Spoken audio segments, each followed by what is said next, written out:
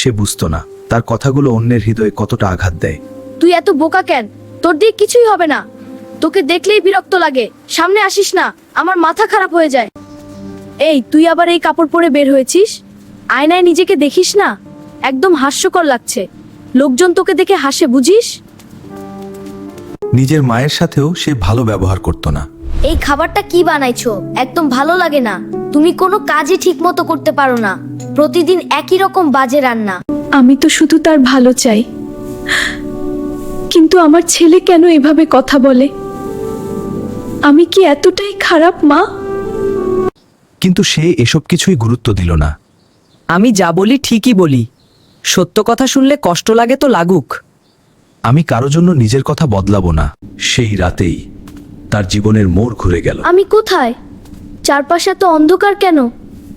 আমার খুব ভয় লাগছে। কেউ আছে এখানে? তুই বোকা, তোর দিয়ে কিছু হবে না। তুই একদম ওয়ার্থলেস। এই কথাগুলো মনে আছে, এগুলোই তোর শাস্তি।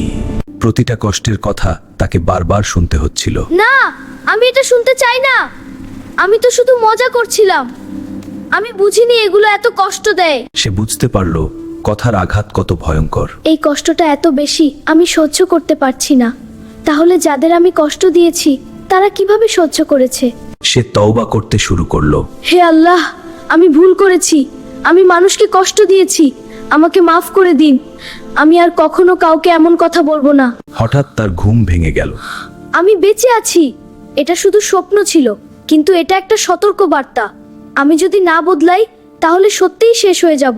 মা, আমাকে মাফ করে দাও। আমি অনেক খারাপ কথা বলেছি। আমি বুঝতে পারিনি তোমাকে কত কষ্ট দিয়েছি। আর কখনো এমন করব না।